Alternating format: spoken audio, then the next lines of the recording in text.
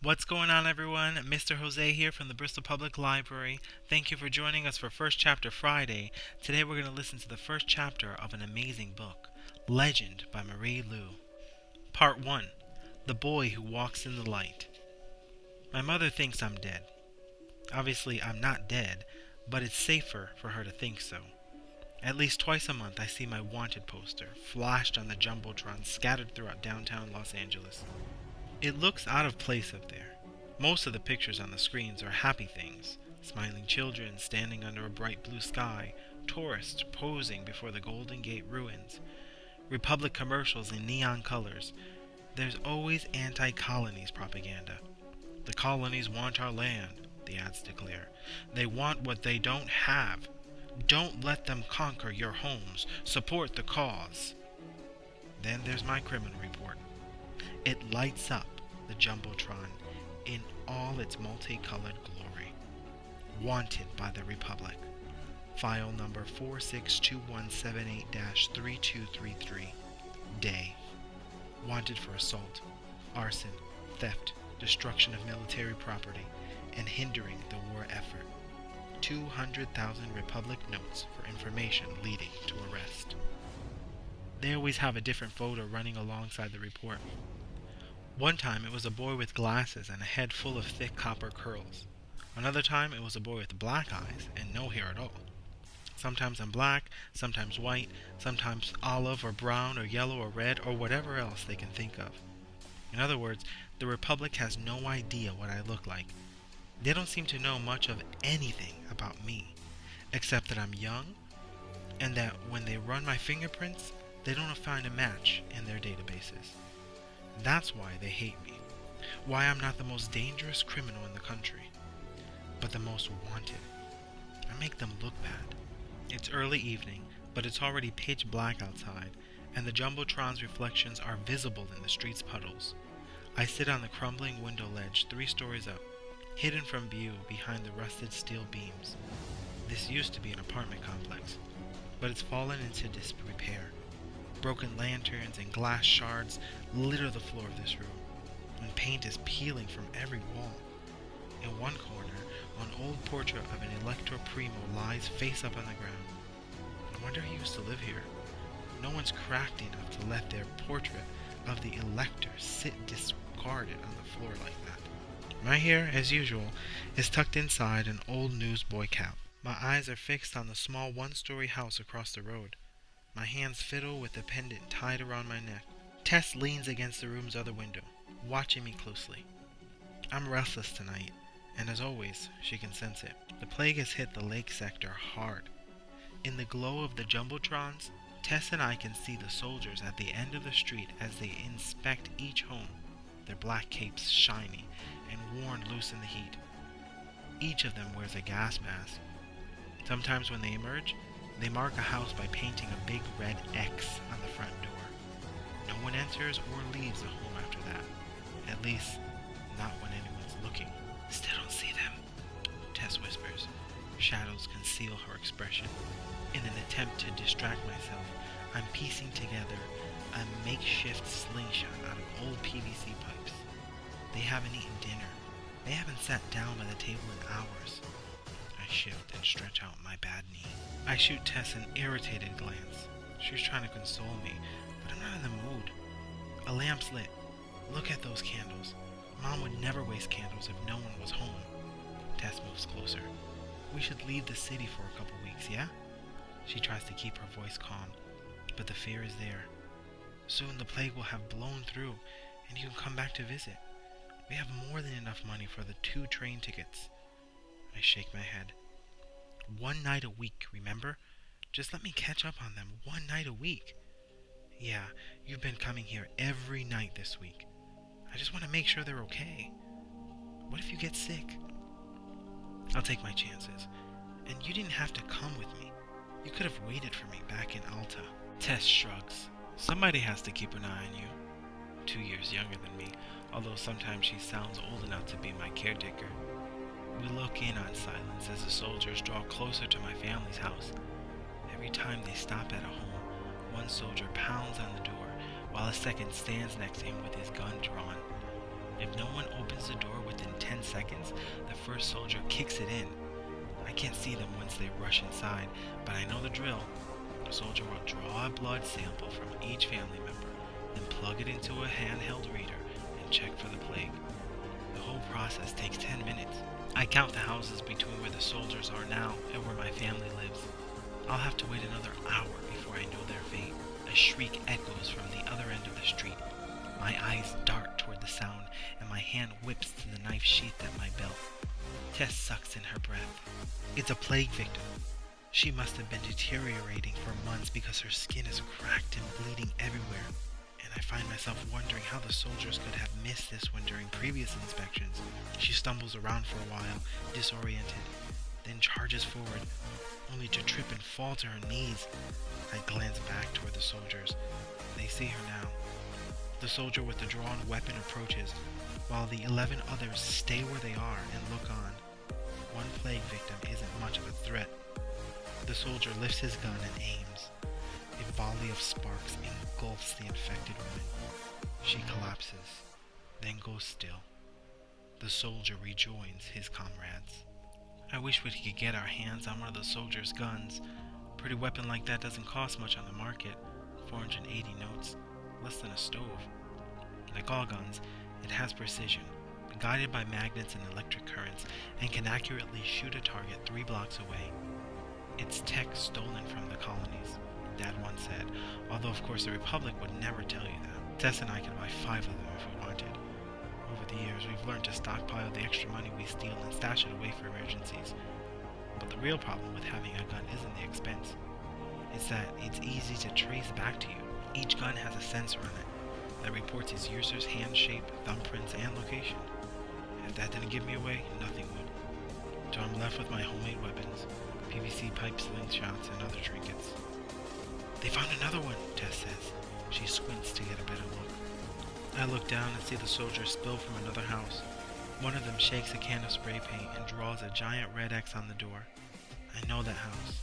The family that lives there once had a little girl my age. My brothers and I played with her when we were younger. Freeze tag and street hockey with iron pokers and crumbled paper. Tess tries to distract me by nodding at the cloth bundle near my feet. What'd you bring them? I smile, then reach down to untie the cloth. Some of the stuff we saved up this week. It'll make for a nice celebration once they pass the inspection. I dig through the little pile of goodies inside the bundle, then hold up a used pair of goggles. I check them again to make sure there are no cracks in the glass. For John, an early birthday gift. My older brother turns 19 later this week. He works 14-hour shifts in the neighborhood plant's friction stoves, and always come home rubbing his eyes from the smoke. These goggles were a lucky steal from a military supply shipment. I put them down and shuffle through the rest of the stuff. It's mostly tins of meat and potato hash I stole from an airship's cafeteria, and an old pair of shoes with intact soles.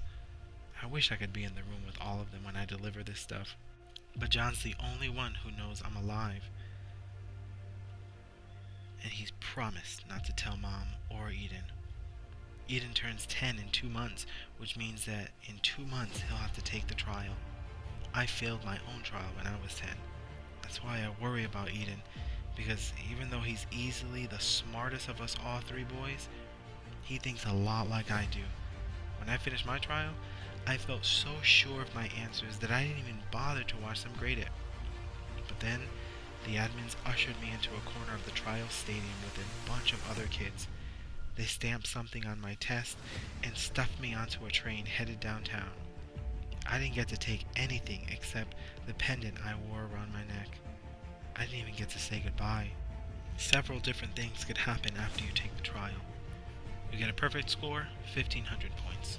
No one's ever gotten this. Well, except for some kid a few years ago who the military made a gaudy fuss over. Who knows what happens to someone with a score that high? Probably lots of money and power, yeah? You score between a 1450 and a 1499. Pat yourself on the back because you'll get an instant access to 6 years of high school and then 4 at the top universities in the Republic. Drake, Stanford, and Brennan. Then Congress hires you and you make lots of money. Joy and happiness follow. At least according to the Republic. You get a good score, somewhere between 1250 and 1449 points, you get to continue on to high school. And then you're assigned to a college. Not bad. You squeak by with a score between 1000 and 1249, Congress bars you from high school. You join the poor, like my family. Probably either drown while working the water turbines or get steamed to death in the power plants. You fail. It's almost always the slum sector kids who fail. If you're in this unlucky category, the Republic sends officials to your family's home. They make your parents sign a contract giving the government full custody over you. They say that you've been sent away to the Republic's labor camps and that your family will not see you again. Your parents have to nod and agree. A few even celebrate because the Republic gives them 1,000 notes as a condolence gift. Money and one less mouth to feed? What a thoughtful government. Except this is all a lie. An inferior child with bad genes is no use to the country. If you're lucky, Congress will let you die without first sending you to the labs to be examined for imperfections. 5 houses remain.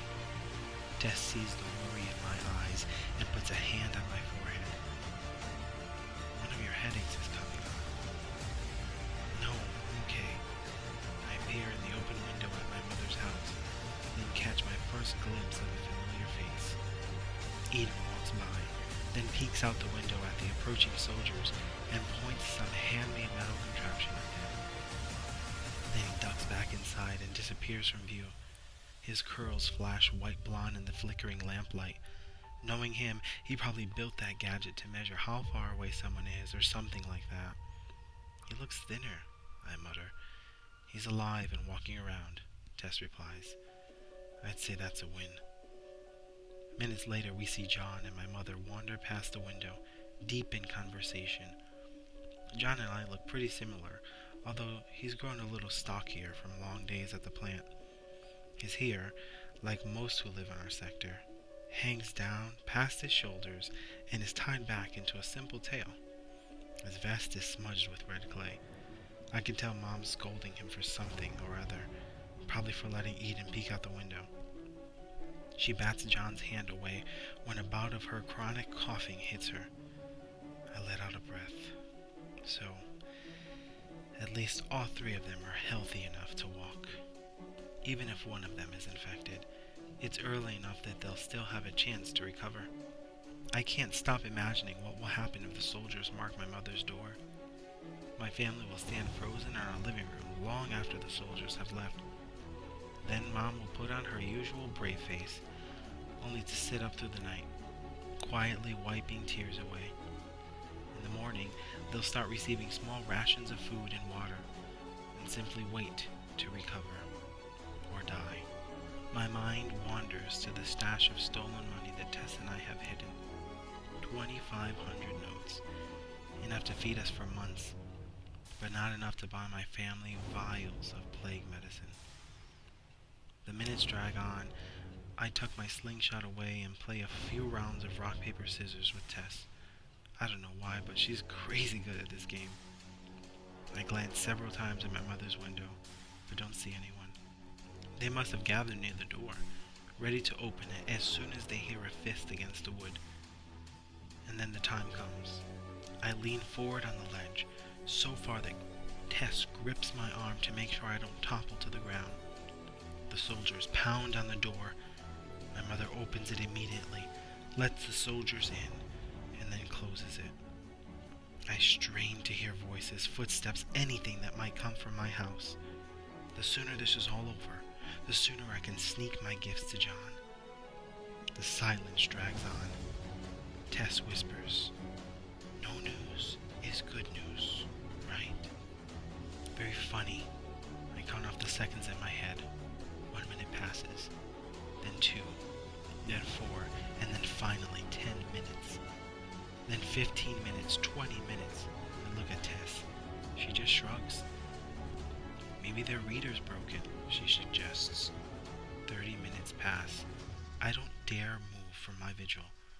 I'm afraid something will happen so quickly that I'll miss it if I blink. My fingers tap rhythmically against the hilt of my knife. 40 minutes. 50 minutes. An hour. Something's wrong.